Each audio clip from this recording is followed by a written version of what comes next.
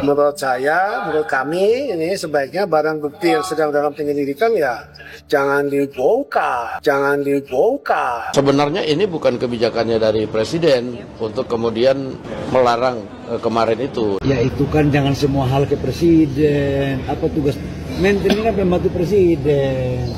Kalau kau tidak setia kepada rakyat Indonesia, kalau kau menghalangi kebijakan-kebijakan yang untuk membantu rakyat Indonesia, saya akan tindak saudara-saudara sekalian. Kalau urusan pidato, jangan tanya deh Pak Prabowo. Saya kira pemimpin dengan pidato terbaik saat ini ya Pak Prabowo. Tapi urusan eksekusi, KKP dengan terbuka mengatakan jangan dibongkar dulu. Menteri, ditegur nggak sama Pak Prabowo? Nggak juga. Siapa menteri KKP ini? Menterinya Pak Jokowi. 100 hari pertama, ya saya sudah beri istilahnya peringatan berkali-kali. 100 hari Pak, kita udah mengerti. Orang ini bisa kita bawa nggak apa enggak nih? Orang ini cocok kerja apa enggak sama kita nih? Orang ini sesuai dengan ekspektasi saya apa enggak nih? Orang ini perlu ditegur apa enggak nih? Nah 100 hari itu monumental untuk mengukur orang ini bisa kerjasama apa enggak dengan kita. Ditegur nggak sama Pak Prabowo? Mana macannya? Artinya apa? Kalau pemimpinnya, ini semua programnya udah benar macam-macam. Cuma kalau di lapangannya nggak benar juga cara, nggak keluar macannya gitu loh kira-kira. Ya nggak ada juga. Oleh karena itu, 200 hari ke depan, saya menunggu kemacanannya Pak Prabowo. Sekarang, siapa yang bandel, siapa yang dablek, siapa yang tidak mau ikut dengan aliran besar ini, dengan tuntutan rakyat, pemerintah yang bersih, siapa yang tidak patuh, saya akan tidak. Satu aja yang saya minta, apa itu? Jangan mereka korupsi. Benar gak? Kita boleh miskin, kita boleh gak makan, kita kesulitan untuk bangun rumah macam-macam. Tapi kalau kepala daerah kita juga hidup sederhana seperti kita mesti sabar. Ini kita sudah gak sejahtera, rumah susah, pekerjaan susah, makan susah, berobat susah. Kepala-kepala daerah kita, pemimpin-pemimpin itu hidup berpoya-poya. Di mana adilnya? Republik mana itu terjadi? Republik Konoha di bawah presiden seorang macan.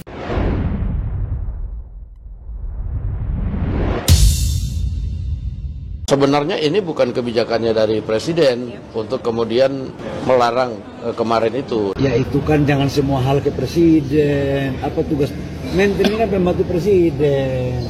100 hari pertama, ya saya sudah beri istilahnya peringatan berkali-kali. 100 hari Pak, kita udah mengerti. Orang ini bisa kita bawa nggak apa enggak nih?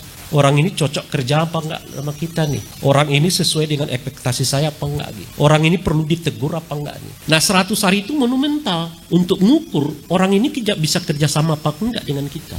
Ditegur nggak sama Pak Prabowo? Mana macannya? Artinya apa? Kalau pemimpinnya, ini semua programnya udah benar macam-macam. Cuma kalau di lapangannya nggak benar juga cara, nggak keluar macannya gitu loh kira-kira. Ya nggak ada juga. Oleh karena itu, 200 hari ke depan, saya menunggu kemacanannya Pak Prabowo.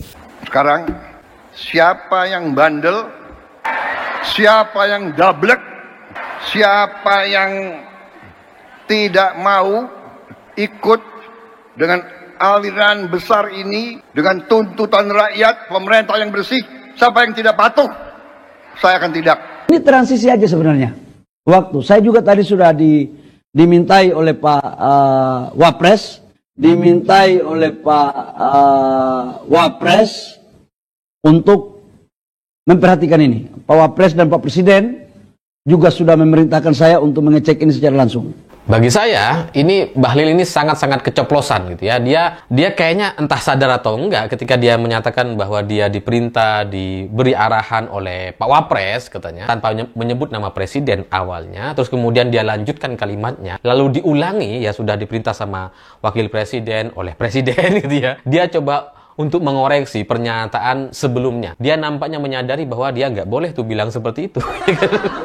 Masa diperintah sama wapres gitu kan? Harusnya kan dari presiden seharusnya gitu. Dan makanya dengan pernyataan Bahlil itu kemudian semakin cocok dengan pernyataan Dasko bahwa Dasko mengatakan bahwa tidak ada perintah atau aturan seperti ini dari Presiden Prabowo. Ya karena memang ini adalah aturan Pak Jokowi gitu ya. Ketika Pak Prabowo dan Mas Gibran jalan menyalami para menteri, ketika Bahlil salaman dengan Pak Prabowo biasa aja berdiri dia salaman, tapi begitu Gibran lewat dia cium tangannya Gibran. Dan kami mengerti, kami tahu ada perlawanan-perlawanan, ya kan? Tapi kami yakin apa yang kami perjuangkan adalah untuk bangsa dan rakyat Indonesia. 100 hari pertama kami akan baik. Dalam arti saya berharap ada kesadaran. Saya pernah menyampaikan seluruh aparat, seluruh institusi, bersihkan dirimu sebelum kau dibersihkan. Dan saya ingatkan semua aparat, kesetiaanmu adalah kepada bangsa negara dan rakyat Indonesia. Kalau kau tidak setia kepada rakyat Indonesia, kalau kau menghalangi kebijakan-kebijakan yang untuk membantu rakyat Indonesia, saya akan tindak, saudara-saudara sekalian. Ini karena ketidakmampuan Pak Prabowo memanage antara pembantu-pembantunya, atau memang inilah desain warisan dari Pak Jokowi, di mana setiap lembaga bergerak sendiri-sendiri seperti tanpa koordinasi, yang ujung-ujungnya kemudian harus melibatkan presiden. Contoh yang paling konkret hari ini, nggak dibayangkan sama saya, bagaimana Menteri KKP berbeda pendapat dengan presiden yang dilaksanakan oleh Kasal soal pagar bambu di Laut Tangerang. Itulah yang diwariskan oleh Pak Jokowi berdasarkan tingkat kepuasan itu. Karena ia tahu masyarakat puas, lalu kepuasan itu dijadikan oleh beliau untuk memajukan keluarganya maju dalam semua sektor politik. Dan melupakan kita pada problem hutang yang begitu besar yang diwariskan oleh Pak Jokowi. Dan saya tambahin lagi, kekacauan yang kita lihat sekarang ini.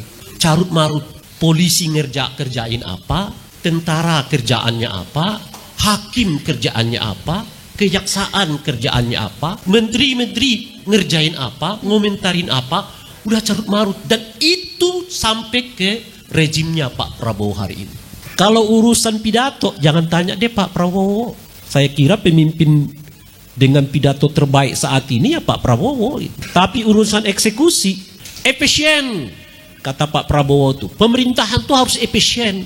Dia buat menterinya 44. Ditambah wamen 44. Staf kan banyak. Influencer masuk, buzzer masuk. Apa efisiensinya? Kan tidak bocor, kata presiden kan. Itu selalu tagline-nya Pak Prabowo kan dari dulu tuh. Sehingga kita kenal tuh 2019 calon presiden anti bocor namanya Prabowo gitu ya. Saking banyaknya kalimat tidak bocor itu diungkapkan oleh Pak Prabowo. Kenyataannya sekarang Pak, berapa persen dari uang negara yang bisa di-save oleh pemerintah kita? Kalau tadi disebutkan untuk MBG aja ada potensial kerugian 8 triliun kan. Itu tadi kan? Hanya dari 1 tahun dan 71 Iya, iya, itu cuma dari satu program loh ya. MBG itu aja. bisa lebih dari itu. 8 triliun Pak, itu asumsinya. Iya. Padahal Pak Prabowo selalu ceritanya bocor. Kita tolak kebocoran macam-macam dan sebagainya. Jadi di satu segi Pak Prabowo ini persis seperti melanjutkan Pak Jokowi. Kalau Pak Jokowi itu kan ngomong A maunya B gitu ya. Wah, anak saya belum cukup usia, tiba-tiba usianya yang diubah gitu kan. Kan kenyataannya begitu tuh kan. Gitu. Anak saya belum cukup usia ya kan, seolah-olah beliau ini begono begini begono. Usianya aja diubah katanya, syarat usianya diubah kata beliau ya kan. Dan sebagainya. Pak Prabowo juga begitu. Ketika beliau tidak mau jangan bocor, kenyataannya itu tuh MBG, dari MBG saja hampir 8 triliun asumsi kebocorannya. Itu masih satu program. Pak Prabowo kalau soal pidato, jangan tanya dong ya. Orang menyebut singa kan. Lah urusan pagar bambu di Tangsel aja kita nggak tahu tuh. Di Tangerang siapa? Mana macannya? KKP dengan terbuka mengatakan jangan dibongkar dulu. Menteri Ditegur nggak sama Pak Prabowo? Nggak juga. Itu kan mestinya kewenangan KKP. Angkatan Laut nggak punya kewenangan untuk bongkar itu. Kalau tidak diperintah oleh Presiden. Tapi kan Presiden itu wajahnya KKP kalau konteksnya begitu. Saya baca hari ini makin lucu aja rekan negara ini. KKP udah dialog dengan Kesatuan Angkatan Laut, dicapai kesepakatan. KKP itu yang punya kewenangan di situ, bukan Angkatan Laut. Kalau KKP bilang jangan dibongkar, ya Angkatan Laut tidak punya hak untuk membongkar itu. Kalau KKP mengatakan bongkar, tapi saya nggak punya peralatan bongkar, saya minta dari Angkatan Laut turun. Gitu mekanisme kerjanya. Ini enggak. Saya terima perintah dari Presiden, kata Kasal. Loh, itu kan melampaui KKL namanya, KKP namanya. Artinya apa? Secara tidak langsung Presiden menunjukkan bahwa dia nggak percaya nih pada KKP. Kenapa Presiden nggak percaya? Wong sampai sekarang KKP juga nggak tahu di situ ada bambu. Yang tahu itu ATR, kan aneh. ATR itu kan sektor ketiga keempat. Sektor ketiga keempat tahu, sektor pertamanya malah nggak tahu. Siapa menteri KKP ini? Menterinya Pak Jokowi. Yang izinnya apanya macam-macam, mestinya itu sudah terjadi di eranya Pak Jokowi, bukan di eranya Pak Prabowo. Tapi Pak Prabowo seperti tidak terbuka dalam kasus ini. Lalu sebangsa ini 280 juta menjadi bingung sendiri. Yang bisa kita lakukan bongkar aja. Loh, dasar pembongkarannya apa? Nah, saya pernah ditanya oleh kawan-kawan media, apa harapanmu terhadap kepala-kepala daerah yang baru dipilih ini, kata mereka. Saya katakan cuma satu, Pak. Kalaupun mereka nggak buat masyarakatnya sejahtera, susah mereka membangun. Satu aja yang saya minta. Apa itu? Jangan mereka korupsi. Itu setimpal dengan kita, Pak.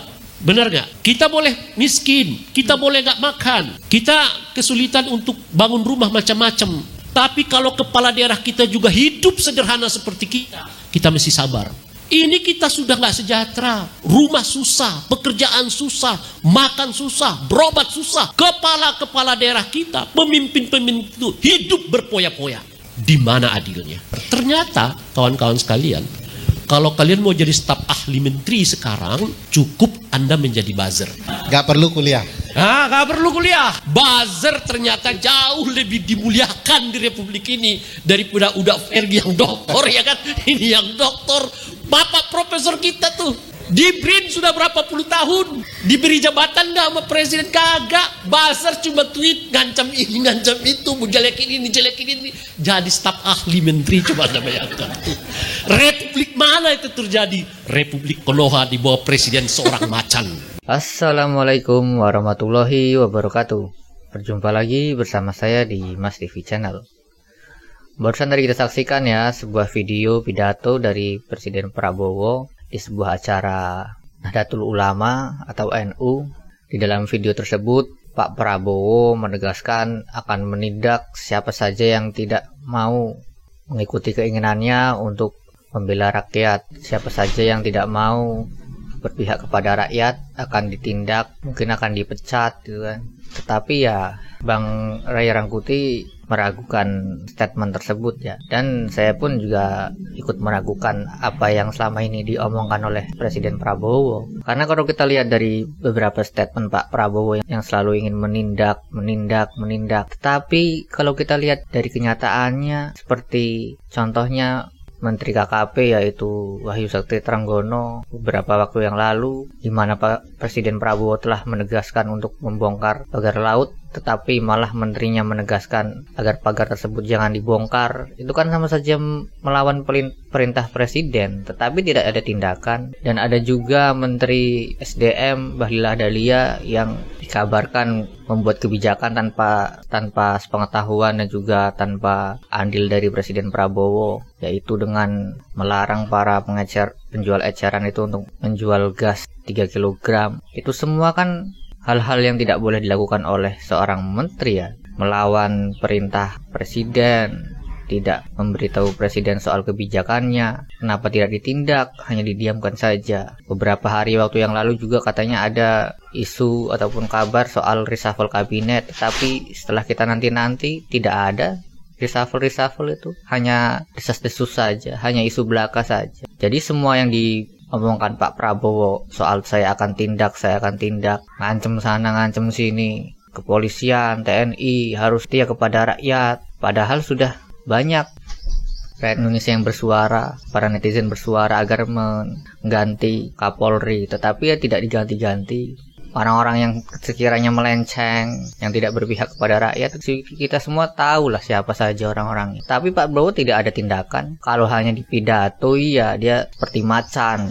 Semua musuh-musuh ingin diterkam, semua musuh-musuhnya ingin digigit. Tapi begitu sudah turun dari mimbar pidato, ya sudah tidak ada daya, seperti orang biasa saja. Tidak punya kekuatan, seperti orang yang tidak punya kekuatan, seperti orang yang tidak punya integritas, seperti orang yang tidak punya sikap. Apa yang dipidatokan sama tindakannya selama ini itu sering berbanding terbalik. Ini kan membuat kita semua bertanya-tanya. Apalagi beberapa waktu yang lalu Pak Prabowo juga kembali menegaskan bahwa dan juga mengakui bahwa Pak Jokowi itu adalah gurunya, guru politiknya. Ini kan membuat para netizen, para masyarakat yang sudah mengetahui, yang sudah membaca selama ini semua kebohongan-kebohongan Pak Jokowi menjadi bertanya-tanya, apa jangan-jangan Pak Prabowo ini tukang bohong juga seperti Pak Jokowi yang dulu kita tahu berbicara akan menggigit ke koruptor, akan menangkap koruptor, tapi nyatanya tidak ada yang ditangkap.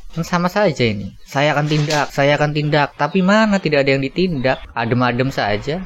Para menteri-menteri yang kelihatannya kurang berguna itu, yang tidak terlihat bekerja untuk rakyat, yang sering membuat kebijakan yang ngawur, ngaco, kebijakan yang konyol, tidak ditindak, tetap aman-aman saja posisinya di kabinet Pak Prabowo. Tidak ada tindakan tegas. Harusnya kalau sudah 100 hari itu kabinet Pak Prabowo itu berbenah, mengoreksi diri. Siapa saja menteri-menterinya yang kurang baik bekerja, kerjanya ngaco, ngawur, itu harus ditindak. Atau karena para menteri-menteri yang sering blunder ini adalah menteri titipan Pak Mul, jadi Pak Prabowo segan dan sungkan untuk mereshuffle-nya. Ini semua kan menjadi tanda tanya yang menyebar luas di masyarakat Indonesia. Dan para netizen juga para masyarakat Indonesia ini sudah tidak butuh lagi lah namanya pidato-pidato yang berkobar-kobar, pidato yang penuh semangat tetapi pada kenyataannya tidak ada tindakan. Itu para masyarakat Indonesia sudah males dan muak mungkin. Hanya omon-omon doang, pidato seadanya aja tetapi tindakannya nyata. Nah itu baru seorang pemimpin. Kalau hanya banyak omong doang ya semua orang juga bisa. Jangan sampai Pak Prabowo yang selalu mengucapkan omon-omon ternyata dia sendirilah sebenarnya omon-omon tersebut.